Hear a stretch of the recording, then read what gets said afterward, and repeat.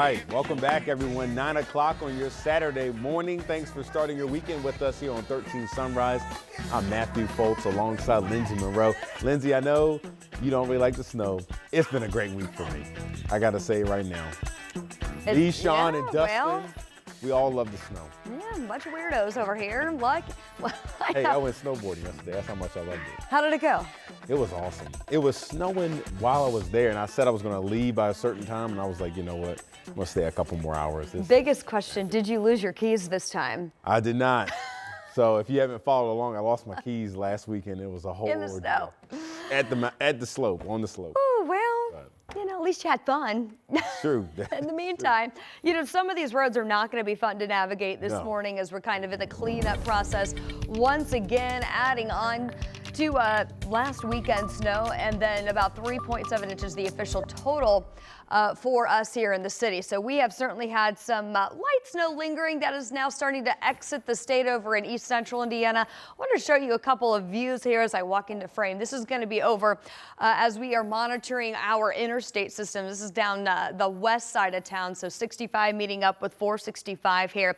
Looks like those main thoroughfares, crews have done a great job getting the interstates cleared out, but there will be a lot of delay when it comes to those local city streets as crews are still going to be out and about getting you cleared out this morning. This is what some of these maps look like from plow routes as that goes. We've got this light blue throughout most of these local city streets, which indicates that we've got crews that are actively out there getting to as many roads as possible. So we'll keep you updated on that.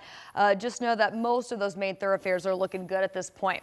Snow is now pushing out to the east on the backside of that boundary. Now we focus our attention back to the northwest as a secondary area of low pressure is set to make its way in. That will bring the potential of some light freezing drizzles we get into Sunday evening. So for the rest of the day today, we're looking pretty good.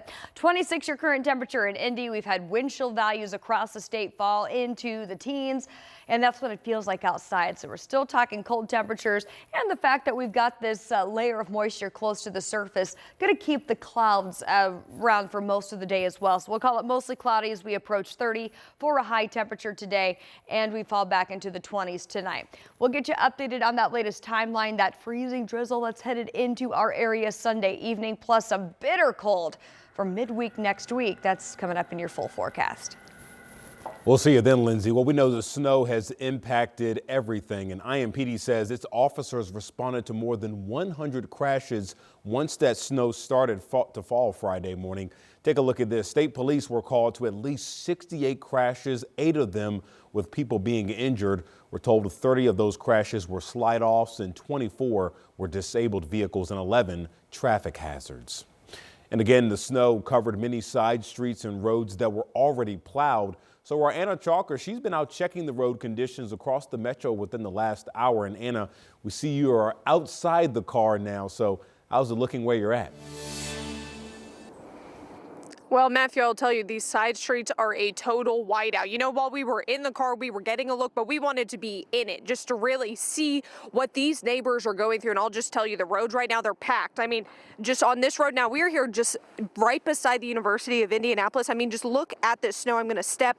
It is thick here. So if you have to drive through it, it's really hard for your tires to get through. We've been seeing snow coming off the back of the tires. But I mean, even here, when the snow's not packed up, it's still pretty tight over here, and it's slick, especially in those areas that may have a little bit of slush on the ground. It was hard for us to drive through, I'll be honest. And it's not just the roads we're worried about here. I'm going to continue walking over this way because you can't see the sidewalk over here as I keep going, getting myself into the snow. Up here is the sidewalk, but you never know because it hasn't been shoveled yet. And probably a lot of this snow is probably from earlier this week and then just the more that fell yesterday. But you have to be careful when you're out on these little side residential streets, because if you're not, you're going to fall like I almost did, or you just can't drive around. It's really just kind of a safety issue out here for these residential streets, especially more on the south side of Indy, where we saw a lot more of that snow coming in. But hey, we're going to check in on a lot more of these residential streets throughout the hour because there are so many of these that really just need a plow coming through. We'll be checking that in at 9:30. Yeah, certainly some great information, Anna, and this goes back to it. If you don't have to go anywhere, just stay at home. So you guys be safe, Anna. We'll see you back at 9:30.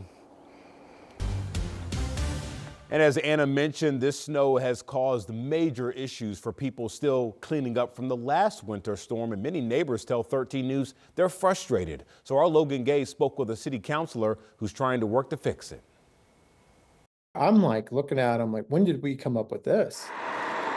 Indy DPW's current plow strategy is catching some city council members by surprise. Back in 2020, Indy DPW said the city switched from its 6-inch rule to a connector street strategy. So instead of using contractors to help plow side roads after a significant snowfall, DPW crews will now only plow connector streets.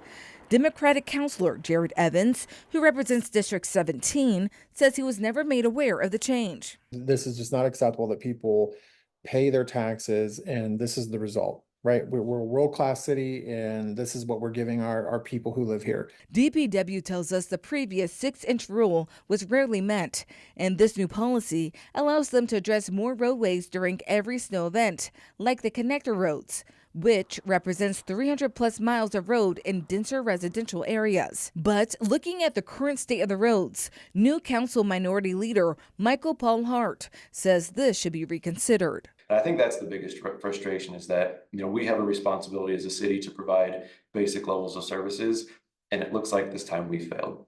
Evans says he believes this is another issue arising from the state's road funding formula. All of that comes back to the inequity of the road formula set by the state and how they take our taxpayer dollars and spend it in other parts of the state.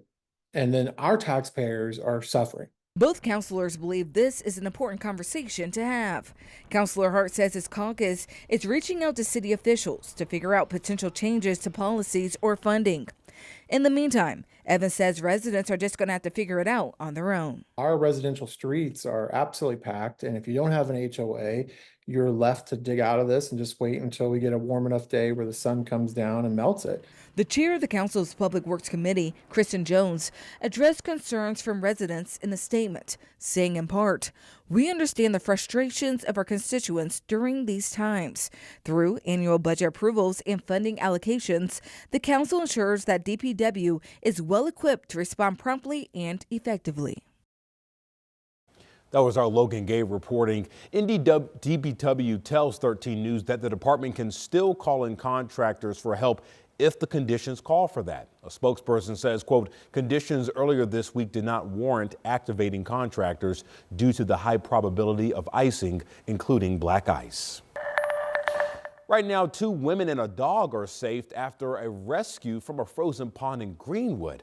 Take a look at this. Police say a 50-year-old woman fell through the ice in a neighborhood near 31 and Worthville Road around 5 o'clock Friday evening. Investigators say she was trying to get her dog out of the water. Then her daughter fell in while attempting to help her.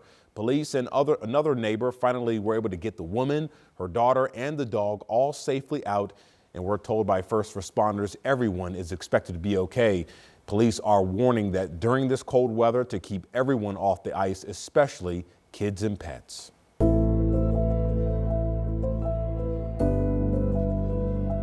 Did Richard Allen receive a fair trial in Carroll County?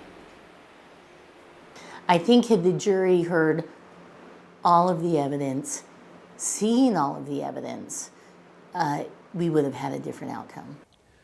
For the first time since a jury handed Richard Allen a guilty verdict and a judge sentenced him to 130 years in prison, we're now hearing from one of his attorneys defending him. Allen is now in prison for the murders of Abby Williams and Libby German. The teenagers' bodies were found in February of 2017 along a trail in Delphi. Their deaths shocked their small hometown and went unsolved for years. Allen was arrested in October of 2022, and our Samantha Johnson sat down with his lawyer, Jennifer O.J. A gag order in the case had prevented her and others connected to the case from speaking about it. Now they're free to address what happened inside their Carroll County courtroom. Did this jury, did this court give justice for the families of Abby Williams and Libby German? With all respect to their decisions, because I know that they feel otherwise, no. Convicting the wrong man isn't justice. It only compounds the tragedy, it compounds the injustice, and so no. respectfully. Now, Jennifer says she spoke to Alan's wife, Kathy, earlier this week, and Kathy has not been able to contact him. So it's still not clear what's happening behind bars now. You can see Sam's hour-long conversation with Jennifer right now. It's streaming on demand on WTHR+. Time is now 9:10, and be prepared to pay a little bit more money if you want to park in Broad Ripple or downtown Indy starting next month. Hourly rates will rise by 25 cents starting February 2nd. The current price as $1.75 per hour will soon rise to $2 per hour.